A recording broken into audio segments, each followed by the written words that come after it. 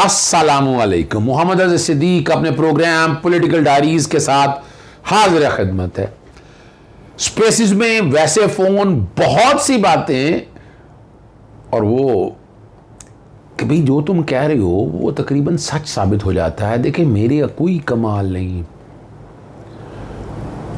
ये मेरे बुज़ुर्गों की दुआएं हैं और मेरे वालिदैन की ख़ास करम नवाजी है कि मैं जो अंदाज़े से बात करता हूँ, ये नहीं कि मेरे पास कोई जो तौबा नौज़ बिल्लाह गैब का इल्म है। ये तो सारी बातें बता दी थी आपको मैंने, और मैं इसमें क्लियर भी बहुत हूँ। ये भी ज़हन में रख लें कि मैं बहुत क्लियर हूँ इन चीज़ों के हवाले से। मुझे कोई डाउट नहीं है, मुझे कोई ख़दशा नहीं है इन चीज़ों के हवाले से। इमरान खान साहब का जो स्पेल चल रहा है, ये उनके मुकदमात से बाहर निकलने का स्पेल है। इस वक्त दहशतगर्दी, तौहीने अदालत, और वो मेरा नुक्ता नज़र बड़ा वाज़ी है। मैं रात को भी आपने सुन लिया कि मैं नहीं समझता ये तौहीने अदालत थी, लेकिन ये बड़ापन है, ये बड़े लीडर की निशानी है, बड़े लीडर की निशानी, स्टेट्समैन की निशानी है। और इमरान खान एक स्टेट्समैन बन के उभरे हैं। इस जैसा लीडर पाकिस्तान में नज़र नहीं आता आपको।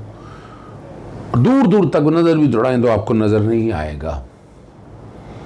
ये है वो सोचने वाली बात, ये है वो अमल करने वाली बात। और आगे परेशान होने की ज़रूरत नहीं है। 3 अक्टूबर को एक एफिडेविट की शक्ल में चीज़ जाएगी, वो रिकॉर्ड का हिस्सा बन जाएगा। माजरत कबूल करेगी अदालत और एक वार्निंग साथ दे देगी कि आइंदा से एहतियात कर रही है। इलेक्शन कमीशन की हद तक तौहीन अदालत वो भूल जाए, वो ख़त्म हो जाएगा, वो सेक्शन ही अल्ट्रा वायरस डिक्लेयर हो जाएगा। तो इलेक्शन कमीशन जो है वो भी, वो जो ज़ोर लगा हुआ है ना, वो ज़ोर कम हो जाएगा। हम इससे आगे चलते हैं। प्रॉपर्टी फंडिंग वाला मामला भी जो है वो भी जेल में रख लीजिएगा, वो भी सस्टेनेबल नहीं है फॉर नंबर ऑफ रीजंस मैं बात कर रहा हूँ आपके सामने। तोशा खाना में भी कुछ नहीं, वहाँ से भी बाइज्जत बरी हो जाएंगे इमरान खान साहब। और तो बैन कहाँ हो रहा है, परेशानियाँ कहाँ हैं, कहाँ जादुई छड़ियाँ चल रही हैं, वो तो उन लोगों के है जो ज़ातियात पे, जिसको मुल्क से प्यार है, वो नहीं इस बात को इस तरफ आता। बहुत सी चीज़ें हैं ओवरसीज़ पाकिस्तानियों के, बहुत एहसानमंद हूँ मैं, तो बहुत एहसानमंद हूँ, और मेरी तरफ से कोशिश भी है कि चीज़ें बेहतरी की तरफ लेकर जाऊँ मैं, आसानियों की तरफ चीज़ें आगे जाएं, और उसी को आगे बढ़ाना है आपने। ओवरसीज़ पाकिस्तानियों को वोट ना देने के ख़िलाफ़ कल तक मुख्तलिफ़ दरख्वास्तों की समाअत हुई। वफाकी हुकूमत की तरफ से आ गया जी, सुप्रीम कोर्ट में मामला पेंडिंग पड़ा है, और जो है यहाँ क्या समाअत होनी है। इलेक्शन कमीशन कोई मौजूद नहीं था, उनकी तरफ से एडजमेंट थी। जस्टिस शुजात अली खान साहब की कोर्ट में समाअत हुई है, और ये बताया गया कि ओवरसीज़ पाकिस्तानी ज़रिए मुबादला मुल्क में बेचते हैं, ओवरसीज़ पाकिस्तान को वोट का हक न मिलना आइन की ये खिलाफ वर्जी है। ये बात भी हुई है। ये 1 नवंबर के लिए समाअत मुलतवी होगी। इसमें एक मुख्तलिफ मुतफ़रक़ दरख्वास्त में जल्दी दायर कर रहा हूँ, और वहाँ से आपको अंदाज़ा हो जाएगा। लाहौर हाई कोर्ट में एक और अहम था, CCPO लाहौर के ख़िलाफ़ तौहीन अदालत की दरख्वास्त पर समाअत हुई। अहकामात पर अमल दरामद न करने के बाद दरख्वास्त निपटा दी, भर्ती का लेटर जारी कर दिया। ये देखें, ये कंटेम्प्ट के हवाले से बात कर रहा हूँ। जब अमल हो गया तो अदालत डिस्पोज कर देती है। और लाहौर हाई कोर्ट में एक और अहम था, वज़ीर आज़म शहबाज शरीफ की बेटी और दामाद की कंपनियों को मुंजमद करने पर चेयरमैन नैब के नाम पर वसूली के ख़िलाफ़ दरख्वास्त पर समाअत। नैब पर आइंदा तफसीली जवाब तलब कर लिया, और शहबाज शरीफ के दामाद और बेटियों की कंपनियों की जानिब से दरख्वास्त दायर की गई। नैब में दीगर को फरीक बनाया गया। एहतसाब अदालत ने इश्तिहारी करार देकर जायज़े ने मुंजमद कर दी हैं, और किराया जो है चेयरमैन नैब के अकाउंट में जमा कराने का हुक्म दिया। एहतसाब अदालत में ये दरख्वास्त दायर की थी, वो मुस्तरद होगी। अदालत नैब कोर्ट का जो है फैसला कल अदम करार दे।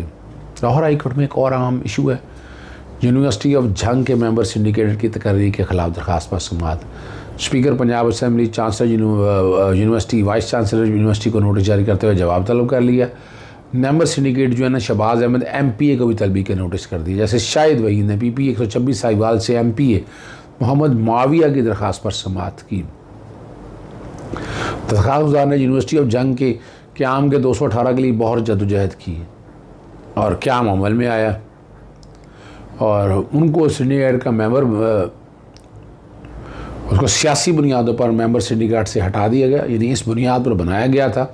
अब सियासी बुनियाद पर MPA PP 130 को मेंबर सिंडिकेट बना दिया गया और 19 सितंबर का जो नोटिफिकेशन है वो कलअदम करार देने के हवाले से बात की है। शेख रशीद साहब बहुत एक्शन में है इस वक्त, आपको पता है, और उनको जान से मारने की धमकियाँ मिल रही हैं। उन्होंने नंबर भी बाकायदा, वो मोबाइल नंबर भी साथ दे दिए हैं। थाना कोहसार में दरख्वास्त जमा कराई है उन्होंने और बड़ी डिटेल के साथ उन्होंने, वो एक चिट भी है, अगर बैकग्राउंड पे चिट चढ़ सकी तो आप लोगों के लिए आसानी के लिए वो भी चला दी जाएगी। इस्लामाबाद हाई कोर्ट में एक और अहम है, शेख रशीद साहब ने वफाकी काबीना की तश्कील के लिए हाई कोर्ट में चैलेंज कर दिया। बड़ी बहुत लंबी चौड़ी जो है ना, और मुज़रा माविन के अहदों पर 68 तैनातें कलअदम करार देने की दरख्वास्त है। असम्बली के कुल अरकान के 11% ही वज़रा बन सकते हैं, ये आइन ने रिक्वायरमेंट दी है। जितनी बड़ी कैबिनेट है ना, उसके 11%, तो ये तो उससे ज़्यादा है, ये बोझ है हमारे ऊपर। ये आर्टिकल 90, 91 जो है ना, 92 के अंदर लिखा हुआ है ये, और काबीना की मौजूदा तादाद गैर कानूनी है। अदालत हद से ज़्यादा वज़रा और मुआविन की तैनातियाँ जो है ना, वो कलअदम करार दें। दरख्वास्त पर हतमी फ़ैसले तक वज़रा और मुआविन को काम करने से रोका जाए।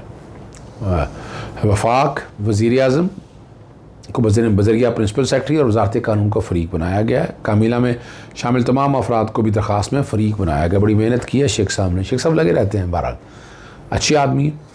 सिंध हाई कोर्ट में ममनुआ पब्लिक जो PTI फंडिंग से मुताल्लिक़ इलेक्शन कमीशन के फ़ैसले के बाद FI की इंक्वायरी का मामला है। FI को वैसे इख्तियार नहीं है सारे मामले में। साबिक़ गवर्नर सिंध इमरान इस्माइल और सीमा ज़िया की दरख्वास्त पर समाअत हुई और 26 सितंबर को FIA के सामने पेश होने की हदायत कर दी।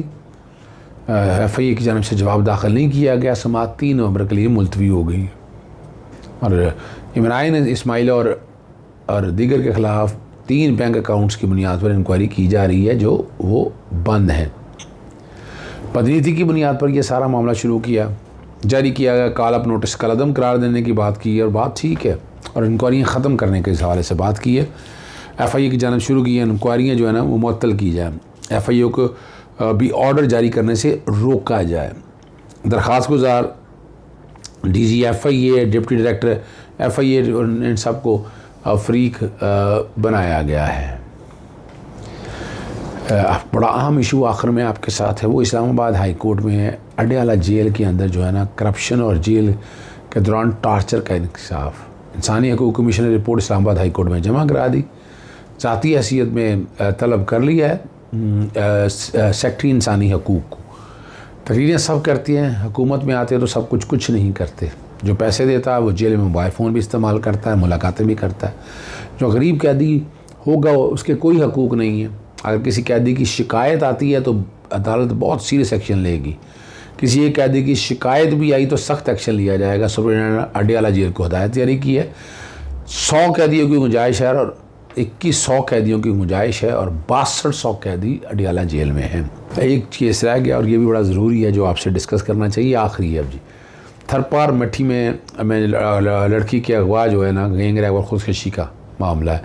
DIG मीरपुर ख़ास जुल्फ़कार मेहर और SP थरपाकर जो है ना, हसन सरदार और दीगर पेशरफ रिपोर्ट बताई गई। मुतवफ़्फ़ी के अहल खाना भी chief justice Sindh high court के सामने पेश। अहल खाना की जनता वाक़े से मुतालिक chief justice Sindh high court को बताया गया। केस में 4 मुलज़िम गिरफ़्तार हैं, ये DIG कह रहे हैं। केस की मज़ीद तहक़ीक़ात जारी हैं। केस में DNA करने की हदायत जारी कर दी। मुद्दई मुकदमा और उनके अहल खाना के साथ ताउन किया जाए। Chief justice Sindh high court ने कहा केस की मज़ीद तफ्तीश है, 2 हफ़्ते में रिपोर्ट जारी करके मंगवा ली गई है। और भी बातें बहुत सी हैं लेकिन वक्त ज़्यादा हो चुका है। मैं चाहूँगा इजाज़त आपसे।